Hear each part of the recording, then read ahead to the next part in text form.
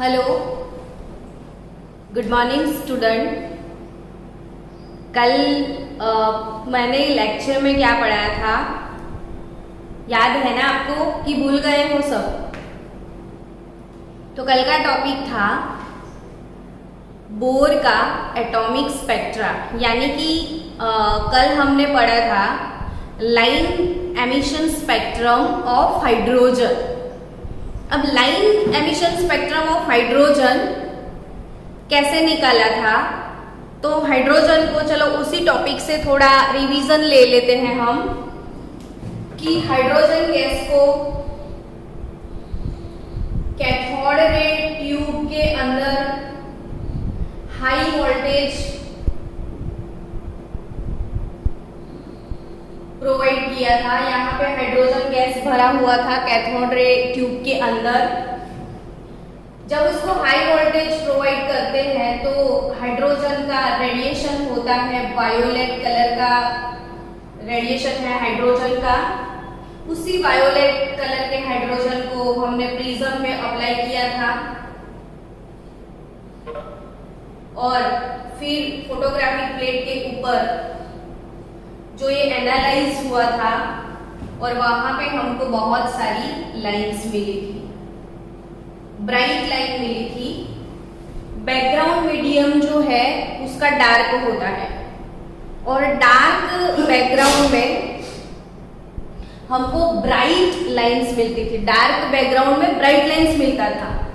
तो dark background था और ब्राइट लाइन यानी कि व्हाइट लाइंस, जैसे ट्यूबलाइट का लाइट कैसे दिखता है आपको, वैसे ही लाइट वाला ब्राइट लाइंस यहाँ पे बहुत सारे मिले थे।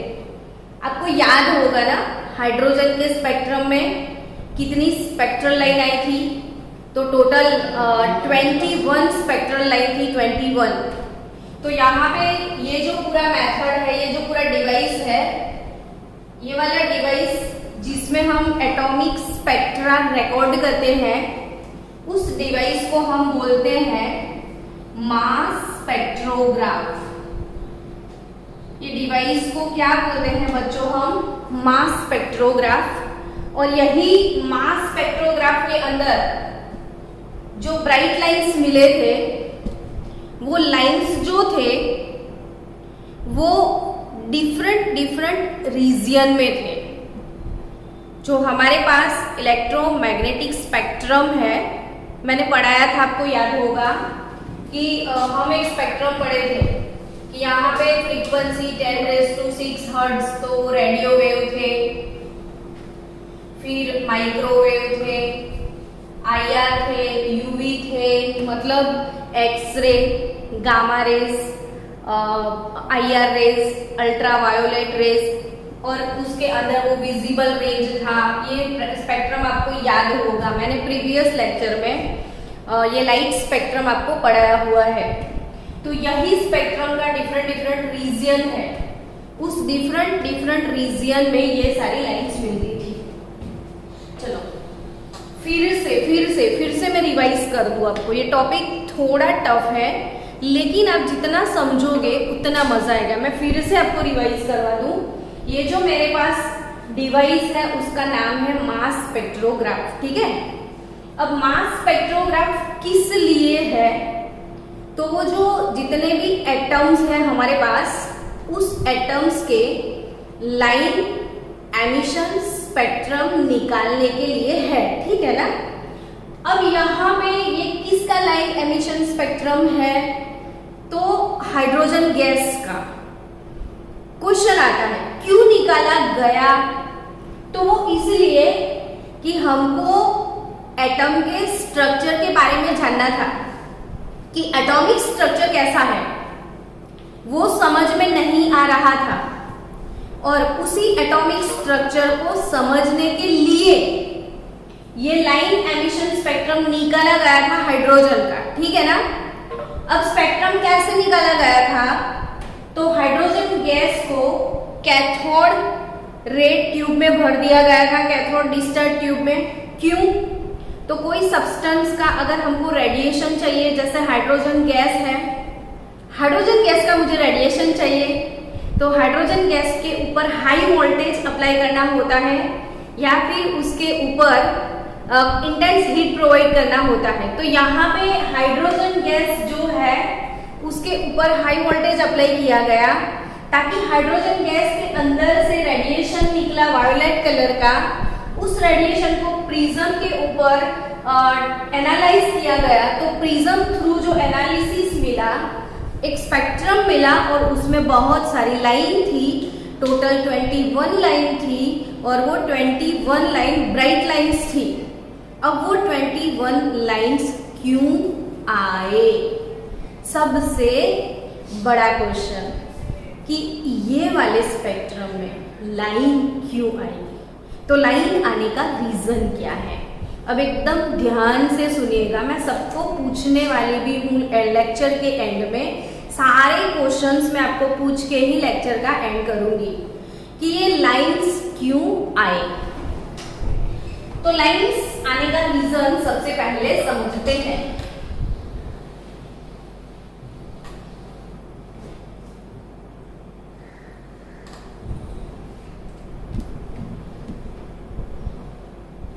ये है लोअर एनर्जी ऑर्बिट और ये है higher energy orbit. Higher energy orbit को हम बोलने वाले हैं एक्साइटेड स्टेट और लोअर एनर्जी वाले स्टेट को बोलेंगे हम ग्राउंड स्टेट। तो ये है हमारा ग्राउंड स्टेट और ये है हमारा एक्साइटेड स्टेट। तो यहां पे ये ग्राउंड स्टेट है, ये एक्साइटेड स्टेट है। अगर इलेक्ट्रॉन ग्राउंड स्टेट में है बच्चों तो ये लोअर एनर्जी स्टेट में है, ठीक है। और मुझे लोअर से कहां जाना है? हायर में। तो बट ऑब्वियस मुझे ये वाली जगह पे जाना है, तो उसके अंदर जितनी एनर्जी है उतनी एनर्जी मुझे गेन करनी पड़ेगी। अब यहाँ पे मेरी एनर्जी कम है, यहाँ पे मैं जाऊं तो मुझे ज्यादा एनर्जी चाहिए, तो कहां से आएगी? तो हमने उसको हाई वोल्टेज प्रोवाइड नहीं किया। जब इसको हाई वोल्टेज प्रोवाइड किया जाता है या हीट प्रोवाइड किया जाता है तो यहाँ पे इलेक्ट्रॉन एनर्जी को एब्जॉर्ब करेगा। इलेक्ट्रॉन ये वाली एनर्जी को क्या करेगा? एब्जॉर्ब करेगा। अब जैसे ही इलेक्ट्रॉन ने एनर्जी को एब्जॉर्ब किया तो इसका मतलब इलेक्ट्रॉन ने बॉर्नवीटा पिया और जैसे ही बॉर्नवीटा पिया उसके अंदर भयंकर एनर्जी आ गई और भयंकर एनर्जी आती है तो इलेक्ट्रॉन जंप करने लगता है और वो जंप करके लोअर एनर्जी से हायर एनर्जी में चला जाता है। तो यहां से जैसे ही इलेक्ट्रॉन एनर्जी एब्जॉर्ब करता है तो इलेक्ट्रॉन ग्राउंड स्टेट से एक्साइटेड स्टेट में चला जाता है। वो ग्राउंड स्टेट से कहां जाता है? एक्साइटेड स्टेट में जाता है। लेकिन जो कि एक्साइटेड स्टेट, अगर आपको किसी पे गुस्सा आ गया, आप एक्साइट हो, एट दैट मोमेंट आप काफी गुस्से में हो, पर क्या पूरे दिन आप गुस्से में रह पाओगे? नहीं, थोड़ी देर के बाद आप सटल हो जाओगे। सेम टू सेम वैसा ही इलेक्ट्रॉन एक्साइटेड मोड में गया लेकिन वो वहां पे अनस्टेबल है, उसको बहुत अच्छा नहीं लग रहा है, तो वो एक्साइटेड स्टेट में लॉन्ग टर्म नहीं रुकेगा, वो अपने ग्राउंड स्टेट में वापिस आने वाला है। अब वो एक्साइटेड स्टेट से वापिस कौन से स्टेट में आएगा? ग्राउंड स्टेट में आएगा। तो जब वो ग्राउंड स्टेट में आता है तो यहां से वो एनर्जी रिलीज करता है। अब एनर्जी का क्या हुआ? एमिशन हुआ। अब ये जो एनर्जी का एमिशन हुआ ना, वो डिफरेंट फ्रीक्वेंसी के हिसाब से होगा। जैसी जैसी एनर्जी उसने एब्जॉर्ब करी थी, जितनी एनर्जी उसने एब्जॉर्ब करी थी वो उतनी ही रिलीज करेगा। तो जितनी उसने एनर्जी एब्जॉर्ब करी थी उतनी ही वो रिलीज करेगा। तो यानी कि एनर्जी रिलीज हो रही है, और वो जो रिलीज एनर्जी है वो डिफरेंट फ्रीक्वेंसी की होती है, और जैसी जैसी फ्रीक्वेंसी वैसी स्पेक्ट्रल लाइन। तो यहाँ पे इलेक्ट्रॉन लोअर एनर्जी स्टेट से हायर एनर्जी स्टेट में जाने के बाद वापिस आया। ये पूरा प्रोसेस जंपिंग जंप, जाओ फिर आओ, तो पूरा एक रोटेशन, जाने के बाद वापिस आया। ये इसको बोलते हैं क्या हम, तो इलेक्ट्रॉनिक ट्रांजिशन। इसको क्या बोलते हैं हम, इलेक्ट्रॉनिक ट्रांजिशन।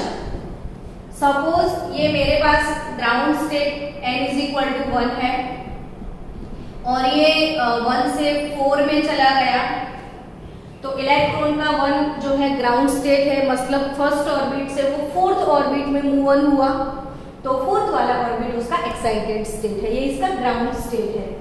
तो इलेक्ट्रॉन ट्रांजिशन कौन सा हुआ, तो n=1 to n=4। लेकिन जब एमिशन होता है तो वो रिटर्न आता है तब होता है, तो यहाँ पे आप बोल सकते हो n=4 to n=1। Electronic transition कौन सा हुआ, n=4 to n=1, यानी कि इलेक्ट्रॉन फोर्थ ऑर्बिट से फर्स्ट ऑर्बिट में वापस आया। फोर्थ वाला हायर एनर्जी ऑर्बिट है, फर्स्ट वाला लोअर एनर्जी ऑर्बिट है। वो हायर एनर्जी ऑर्बिट से लोअर एनर्जी ऑर्बिट में वापस आया, तो उसने एनर्जी को रिलीज किया, और वही एनर्जी की वजह से स्पेक्ट्रम में एक लाइन मिला। अब सोचो कि लाइमैन सीरीज जो है, अभी अभी मैंने आपको वो स्पेक्ट्रम की बात की कि स्पेक्ट्रम में बहुत सारी लाइंस आई थी। अब ये स्पेक्ट्रम में जितनी भी लाइंस आई थी उसमें लाइमैन सीरीज की बात करो, तो ये जो सारी लाइंस थी ना, वो कोई एक साइंटिस्ट ने एक्सप्लेन नहीं किया।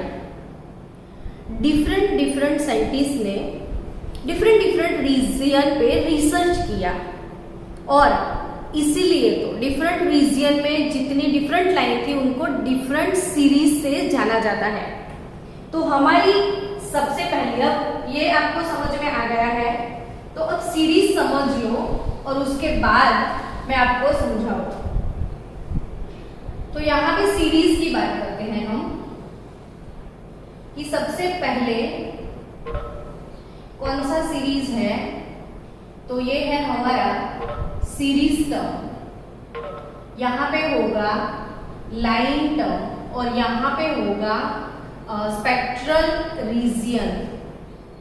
तो सीरीज टर्म, लाइन टर्म, तो यहाँ पे series term Ni line term, Nf region, spectral region, कि वो स्पेक्ट्रम में कहाँ पे है, तो स्पेक्ट्रल रीजियन। अब सबसे पहला जो सीरीज है वो सीरीज कौन सा है, तो सबसे पहला सीरीज जो है वो है लाइमैन सीरीज। कौन सा सीरीज है बच्चों, लाइमैन सीरीज। लाइमैन के बाद कौन सा सीरीज था, तो बामर। बामर के बाद कौन सा सीरीज था, तो पास्चन। पास्चन के बाद ब्रैकेट। ब्रैकेट के बाद फुंड, और फुंड के बाद हम्फ्रे। Humphrey series. तो total series Lyman, बामर, Paschen, bracket, फुंड और हम्फ्रे। लाइमैन, बामर, पास्चन, ब्रैकेट, फुंड और कौन सा सीरीज, हम्फ्रे सीरीज। तो ये वाले जितने भी सीरीज है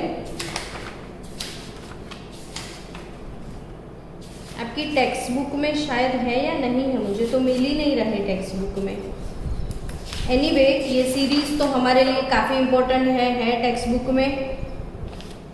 तो ये जो ब्रैकेट सीरीज यहाँ पे ब्रैकेट BRECKATT, ये Brackett series Lyman, बामर, Paschen, bracket, फूंड और हम्फ्रे बार बार बोलते रहो ताकि आपका रिवीजन हो जाए। लाइमैन, बामर, पास्चन, ब्रैकेट, फूंड और हम्फ्रे, लाए बापा ब्रेकफास्ट। शॉर्टकट में आप क्या बोलोगे? लाए बापा ब्रेकफास्ट, ताकि आपको वो सीरियल में याद रहे, और ये सीरियल में याद रहना बहुत जरूरी है। तो हमारे पास ये सीरीज टर्म है, अच्छे से लिख देती हूं मैं इसको, सीरीज टर्म। ये लाइन टर्म है और ये स्पेक्ट्रल रीजियन है। तो यहाँ पे लाइमैन सीरीज है, वो सीरीज टर्म इसका 1 है और लाइन टर्म इसका 2, 3, 4, 5, 6, 7। बामर सीरीज का सीरीज टर्म 2, लाइन टर्म है 3, 4, 5, 6, 7।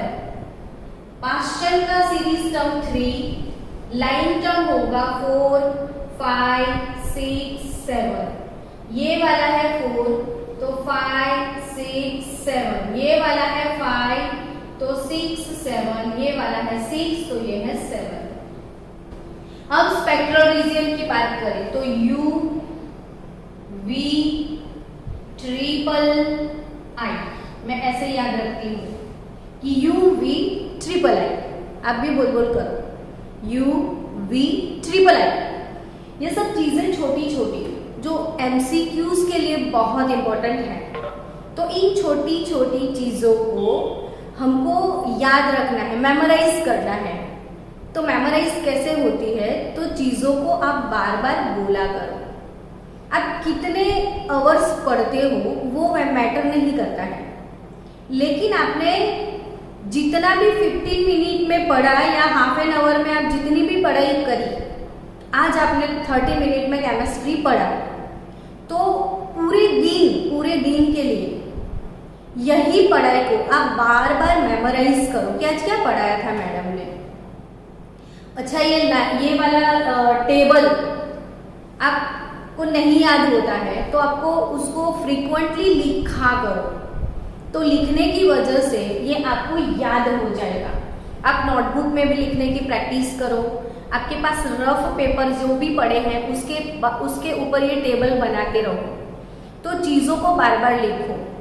ये वाला जो अपना चैप्टर है स्ट्रक्चर ऑफ एटम, इसमें electron charge by mass ratio कितना है, E/m रेशियो कितना है, इलेक्ट्रॉन का चार्ज कितना है, इलेक्ट्रॉन के ऊपर इलेक्ट्रॉन का मास कितना है, तो वो सारे जो नंबर्स हैं वो बड़ी बड़ी फिगर है, तो वो सारी फिगर को आप 30 टाइम लिख दो, और 30 टाइम लिखने की वजह से आपको वो अच्छे से लर्न हो जाएगा। विथ यूनिट लिखना, जैसे आप लिखते हो कि प्लैंक कांस्टेंट, तो वैल्यू क्या है, तो 6.626 into 10⁻⁻34 joule into second.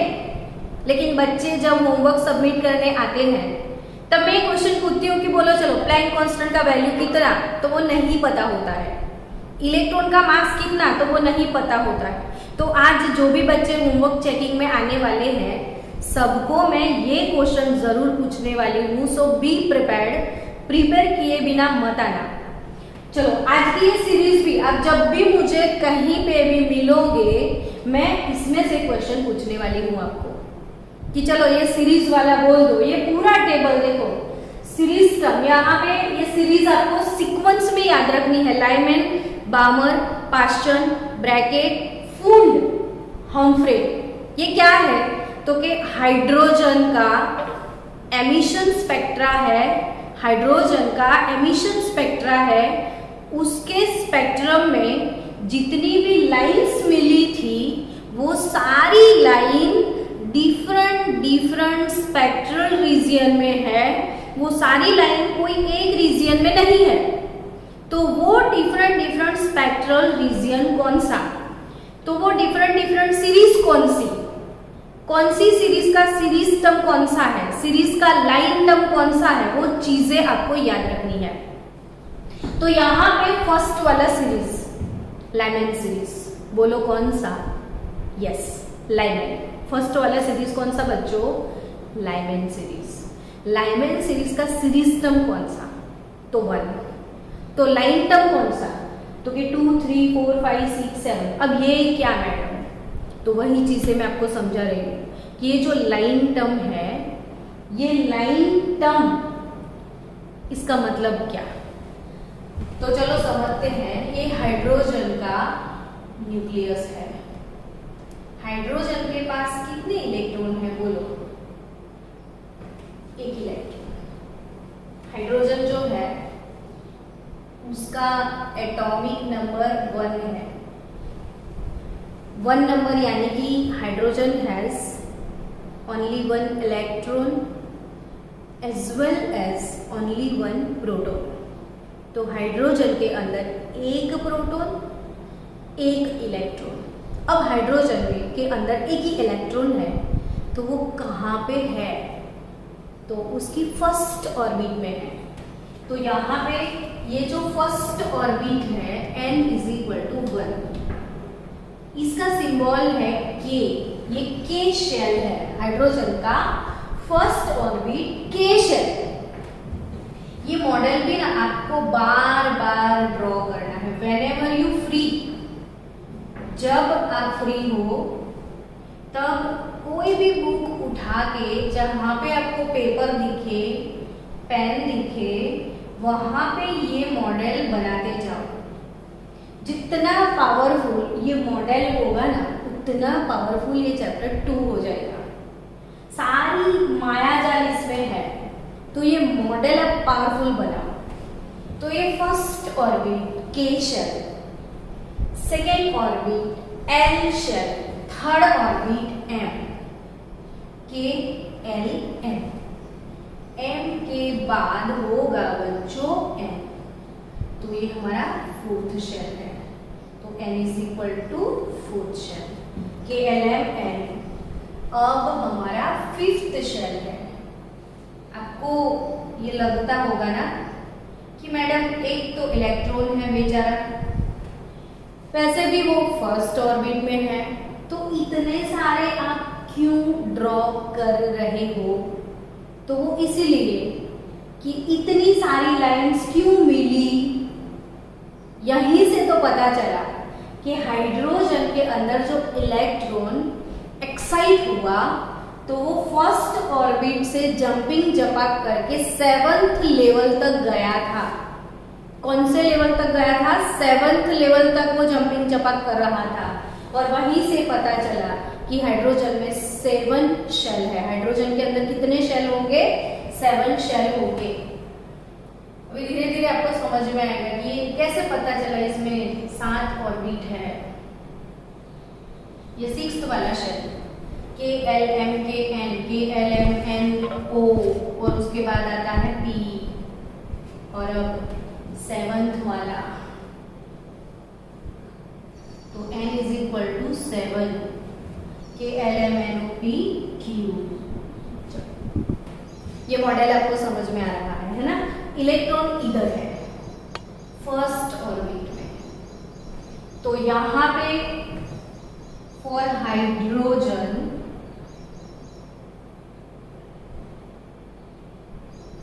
N = 1 is called ground state. N = 1 को क्या बोलेंगे बच्चों? हम ग्राउंड स्टेट। और N > 1 यानी कि 2, 3, 4, 5, 6, 7 वो वाले स्टेट उसके लिए एक्साइटेड स्टेट होंगे। तो for hydrogen N = 1 is excited state ना। આપણે એરોપ્લેન મોડમાં કરી દઈએ ને। કોણ છે? સ્ક્રીન કેમ આવે છે? વેટ સ્ટુડન્ટ, અપોઝ કરી દે ને।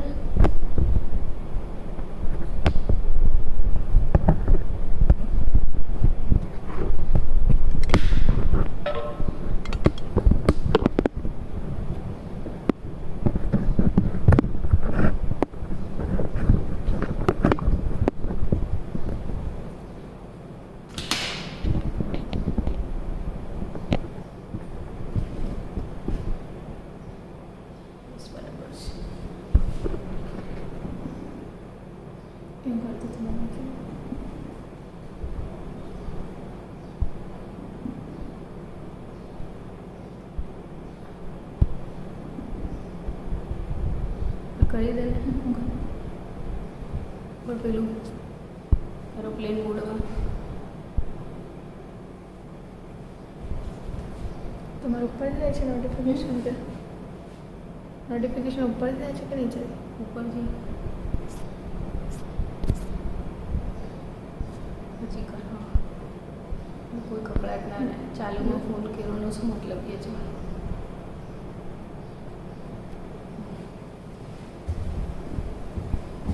स्टार्ट करो चलो n is equal to 1 ground state n greater than 1 यहाँ पे एक्साइटेड स्टेट है तो ये हाइड्रोजन का ग्राउंड स्टेट और ये एक्साइटेड स्टेट अब इलेक्ट्रॉन 7th ऑर्बिट से कौन सी orbit 7th electron first orbit से उसको बहुत बहुत बहुत ज्यादा एनर्जी मिलेगी तो वो फर्स्ट से 7th में चला जाएगा उससे थोड़ी कम एनर्जी होगी तो वो 6 में जाएगा और कम एनर्जी होगी तो 5th में जाएगा जैसी जैसी एनर्जी वैसा वैसा जंप जितनी एनर्जी वो एब्जॉर्ब करता है उसके अकॉर्डिंग ही वो जंप करेगा तो उसका एनर्जी लेवल जैसा है वैसा उसका जंप होगा तो यहाँ पे n इज इक्वल टू 1 2 3 4 5 6 7 है तो इलेक्ट्रॉन 7th ऑर्बिट से अगर फर्स्ट ऑर्बिट में वापस आया वो 6th में जाके फर्स्ट में वापस आया वो 5th में जाके फर्स्ट में वापस आया वो 4th में जाके फर्स्ट में वापस आया वो 3rd से फर्स्ट वो 2nd से फर्स्ट यानी कि कितने इलेक्ट्रॉन ट्रांजिशन हुए देखो n is equal to 7 to n is equal to 1 n is equal to 6 to n is equal to 1 n is equal to 5 to n is equal to 1 n is equal to 4 to n is 1 5 3 to 1 2 to 1 तो इतने transition 7 to 1 6 to 1 4 to 1 3 to 1 2 to 1 2 to 1 3 to 1 मतलब total 1 2 3 4 5 और 6 तो ये जो 6 lines जो है वो है लाइमैन सीरीज की लाइन कौन सी सीरीज की लाइन है ये लाइमैन सीरीज यानी कि मैंने आपको बोला था बच्चों कि लाइन कब आता है लाइन क्यों आता है तो line low electron lower energy state से एनर्जी को एब्जॉर्ब करके हायर एनर्जी स्टेट में जाता है और वो हायर एनर्जी स्टेट से जब वापस आता है तो वो इलेक्ट्रॉन का एमिशन एनर्जी का एमिशन करता है और due to that energy emission हमको स्पेक्ट्रल रीजियन में एक लाइन मिलता है वैसे ही वो 7 से फर्स्ट में आता है 7th ऑर्बिट से वो फर्स्ट ऑर्बिट में मूव ऑन होता है तो एक लाइन मिलेगा वो 6th से 1 में आए यानी कि इतने इलेक्ट्रॉन ट्रांजिशन आप समझ सकते हो तो ये सारी जो लाइन है वो लाइमैन सीरीज की है तो यहाँ पे देखो वो कहीं से भी आया लेकिन आया फर्स्ट ऑर्बिट में देखो यहाँ पे 1 कॉमन है इसीलिए लाइमैन सीरीज का सीरीज टर्म 1 है लाइमैन सीरीज का सीरीज टर्म 1 होने का मतलब क्या हुआ लाइमैन का क्यों सीरीज टर्म 1 है क्योंकि वो कहीं से भी फर्स्ट में ही वापस आया इसलिए आया समझ में अब देखो यहाँ पे बामर सीरीज की बात करते हैं तो बामर सीरीज का सीरीज टर्म 2 है इसका मतलब इसके कौन से ट्रांजिशन होंगे तो 3 to 1 होगा 4 to 2 होगा 3 to 2 होगा सॉरी 4 to 2 होगा 5 to 2 होगा 6 to 2 होगा 7 to 2 होगा तो ये जो इतने ट्रांजिशन है 1 2 3 4 5 यानी कि 5 लाइंस हमको बामर सीरीज की मिलेगी तो बामर सीरीज की 5 लाइंस कौन सी तो वो सेकेंड में वापस आना है देखो 7 से लेके 2 चलो अब आप खुद ही बताओ बच्चों आप बोलो कहां से इलेक्ट्रॉन कहां जाएंगे तो 6th से 2 में गए 5th से 2 में गए 4th से 2 में गए 3 से 2 में गए तो 1 2 3 4 5 तो ये 5 लाइंस जो है वो बामर सीरीज की लाइन है। अब कौन सी सीरीज? तो बोले पास्टन सीरीज।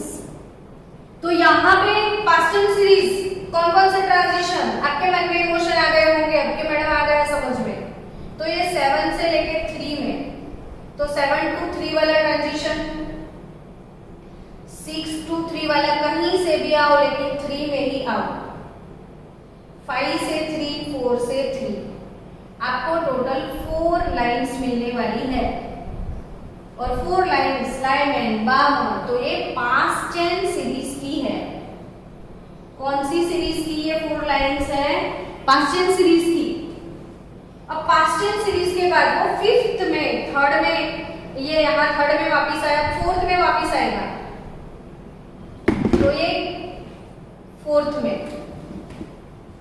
तो यहाँ पे हमको 3 लाइंस मिलने वाली है, 3 लाइंस। ये ब्रैकेट सीरीज का लाइन, ब्रैकेट सीरीज का लाइन। तो ये हो गया ब्रैकेट का लाइन, 3 लाइंस ब्रैकेट में है। अब लाइमैन बामर पास्टन ब्रैकेट, तो बचा 5th वाला, तो 5th 7 to 5, 6 to 5, तो यहाँ पे सिर्फ मुझे 2 लाइन मिलेगी। ब्रैकेट के बाद 2 लाइन किसकी है? तो फुंड की है। और फुंड के बाद हम्फ्रे, तो 7 to 1, सिर्फ only 1 line for Humphrey series. तो यहाँ पे है ये बोर एटॉमिक स्पेक्ट्रम जो था, इसका एनालिसिस। हाइड्रोजन का जो लाइन एमिशन स्पेक्ट्रम है, वो स्पेक्ट्रम में जो 21 लाइंस मिले थे, वो 21 लाइंस को डिफरेंट सीरीज में डिवाइड किया गया है। तो उसमें से लाइमैन सीरीज जो है, वो लाइमैन सीरीज में टोटल 7 लाइन है, सॉरी 6 लाइन है। लाइमैन सीरीज के अंदर टोटल 6 लाइन है। अब वो 6 लाइन के इलेक्ट्रॉनिक ट्रांजिशन कौन कौन से? तो वो 7 to 1, 6 to 1, 5 to 1, 4 to 1, 3 to 1, 2 to 1। तो अब ये कौन से स्पेक्ट्रल रीजियन में है? तो लाइमैन सीरीज यू यानी कि अल्ट्रा वायोलेट रीजियन में है। तो लाइमैन सीरीज कौन से स्पेक्ट्रल रीजियन में है? Ultra violet. यहाँ पे बामर सीरीज विजिबल स्पेक्ट्रम में है। और ये तीनों इंफ्रारेड यानी कि IR, तो ये तीनों IR में है। और ये फार IR, दूर के IR रीजियन में ये पड़ती है। तो ये टेबल आज आई होप कि आपको अच्छे से समझ में आया होगा।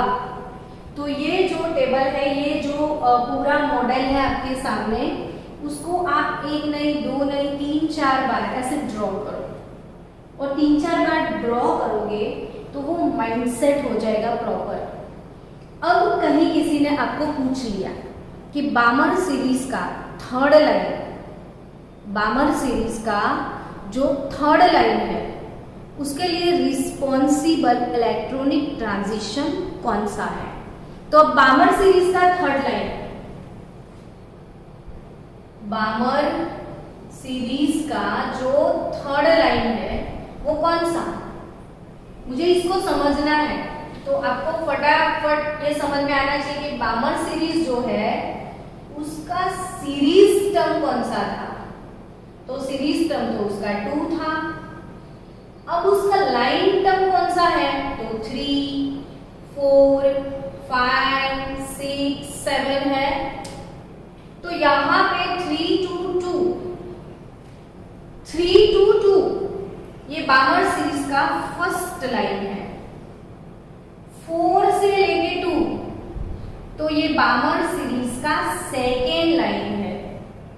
और 5 से लेके 2 तो ये बामर सीरीज का 3rd लाइन है। तो ये first line, 4 to 2 second line, 5 to 2 3rd line. अब ये जो 3rd लाइन है तो रिस्पॉन्सिबल ट्रांजिशन कौन सा? तो n is equal to 5 to n is equal to 2। I think आपको ये समझ में आ गया होगा। अब ये 5 to 2 वाला जो इलेक्ट्रॉनिक ट्रांजिशन है वो बामर सीरीज की थर्ड लाइन। तो वो कौन से स्पेक्ट्रल रीजियन में है? तो वो विजिबल स्पेक्ट्रम में। बामर सीरीज की जितनी भी लाइंस है उनकी जो फ्रीक्वेंसी है वो कौन से स्पेक्ट्रल रीजियन में है? तो वो विजिबल स्पेक्ट्रम में गिरती है। कौन से रीजियन में है? विजिबल में। वैसे ही पास्टल सीरीज की बात करो। एक minute, total number of student जरा चेक कर ही लेंगे। तो थर्ड मैं क्या बोल रही हूँ, पास्टल सीरीज का सेकेंड लाइन कौन सा, अगर क्वेश्चन है। ओके, पास्टल सीरीज जो है, पास्टल सीरीज का जो सेकेंड लाइन है वो कौन सा है? पास्टल का सेकेंड लाइन। तो पास्टल सीरीज का जो सेकेंड लाइन है 4, 5, 6, 7। तो अब पास्टल का सेकेंड लाइन समझते हैं कि यहाँ पे पास्टल सीरीज है, उसका सीरीज टर्म 3, लाइन टर्म 4, 5, 6, 7। तो 4, 2, 3 इसका फर्स्ट लाइन, 5, 2, 3 इसका सेकेंड लाइन, 6, 2, 3 इसका थर्ड लाइन, 7, 2, 3 इसका फोर्थ लाइन। तो पास्टल में 4, 2, 3 first line, 5, 2, 3 second line, 6, 2, 3 third line, 7, 2, 3 fourth line. Lyman series का थर्ड लाइन कौन सा? तो लाइमैन सीरीज का first line 2 to 1, second line 3 to 1 और थर्ड लाइन है 4 to 1। आ गया समझ में? तो ये था ये पूरा आज सीरीज वाला पोर्शन जो है मैंने पढ़ाया। अब आपको ये स्पेक्ट्रल लाइन कैसे कैलकुलेट की जाती है वो मैं समझाती हूँ कि भाई नंबर ऑफ स्पेक्ट्रल लाइन कैसे कैलकुलेट करते हैं।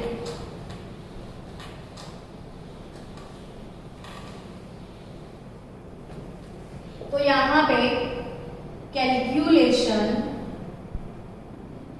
Of number of spectral line, number of spectral line. तो वो कैसे कैलकुलेट करते हैं स्पेक्ट्रल लाइन? तो अगर इलेक्ट्रॉन n = 7 to n = 1 में मूव ऑन करता है, 7 to 1 में आया, तो हमको टोटल लाइन्स कितनी मिलेगी? 7 to 1 में आता है तो 7 से लेके कहाँ तक आता है? 1 में। तो टोटल लाइन्स हमारे पास कितनी होगी? तो नंबर ऑफ लाइन कैलकुलेट करने का फॉर्मूला है n/n - 1 divided by 2। n/n - 1 divided by 2, या आप इसको ऐसे भी बोल सकते हो कि n2 - n1 into n2 - n1 plus 1 divided by 2। तो यहाँ पे इसको आप n2 बोल दो, इसको आप n1 बोल दो। तो वो n2 - n1, ये n2 सॉरी, और ये n1 initial state final state. तो यहाँ पे ये हो जाएगा 7 - 1, फिर यहाँ पे ये हो जाएगा 7 - 1 यानी कि 6 + 1 7 डिवाइडेड बाय 2, यानी कि 7 × 6 डिवाइडेड बाय 2। तो 2, तो 7 3 21 लाइंस जो है, कितनी लाइंस? 21 लाइन। तो 21 लाइन टोटल, कितनी? 21 लाइन। तो ये टोटल 21 लाइन हमको ये रीजियन में मिलती है। मतलब n2 1 इलेक्ट्रॉनिक ट्रांजिशन होता है तो स्पेक्ट्रल रीजियन में टोटल 21 लाइंस आती है। इसके लिए दूसरा भी एक फॉर्मूला है। अगर आपको number of spectral line calculate करना है तो सीधा फॉर्मूला समेशन n2 - n1 भी आप अप्लाई कर सकते हो। समेशन n2 - n1 यानी कि समेशन 7 - 1 यानी समेशन 6। तो इसका मतलब होता है कि 6 के आगे जितने भी टर्म्स है उन सबका एडिशन, यानी 6 +5 +4 +3 +2 +1, तो 6 + 5 11, 11 + 4 15 और 15 + 5 20 और 21 लाइंस मिलेंगे। तो ये नंबर ऑफ स्पेक्ट्रल लाइन कैसे कैलकुलेट की जाती है, ये फॉर्मूला आपको याद रखना है। अगर मुझे 4 to 2 मूव ऑन होना है, 4 to 2, मैं फोर्थ ऑर्बिट से मैं सेकेंड ऑर्बिट में मूव ऑन होती हूँ, तो मुझे कितने लाइंस मिलेंगे। इलेक्ट्रॉन अगर 4 to 2 ट्रांजिशन करता है तो आप कैलकुलेट करो 4 to 2 के लिए। तो यहाँ पे 4 - 2, ठीक है, 4 - 2, अब 4 - 2 कितने हुए, तो 2, तो ये 2 + 1 अपॉन 2, तो यानी कि 2 × 3 डिवाइडेड बाई 2, तो मुझे 4 to 2 मूव ऑन होने में नंबर ऑफ लाइन 3 मिलने वाली है। तो यहाँ पे 3 स्पेक्ट्रल लाइन मिलेंगे। या यहाँ पे ऐसे फॉर्मूला मैं यूज करूँ, ये वाला, तो वो कैसे यूज होता है, तो 4 - 2 सीधा कर दो, तो यहाँ पे आपको क्या मिलेगा, 2, तो 2 के आगे जितने टर्म्स है उसका एडिशन, तो यहाँ पे 2 के आगे 1 आता है, तो 2 + 1 3 लाइंस आपको मिलेगी। अगर आप 5 to 3 मूव ऑन होते हो तो कितनी लाइन मिलती है, 5 to 3, तो यहाँ पे प्रैक्टिस करो 5 - 3, और ये 5 - 3 होगा कितना, तो 2 + 1, तो ये 5 - 3 2, 2 + 1 3, अगेन 3 लाइंस मिलेगी, तो यहाँ हो जाएगा 5 - 2, यहाँ आ जाएगा 2 3, नहीं 5 to 3 है ना, तो ये 3, अगेन यहाँ पे 2, तो 2 + 1 3 लाइंस। तो number of spectral line calculate करना भी आपको समझ में आ गया होगा। तो अब हम मिलते हैं कल के लेक्चर में।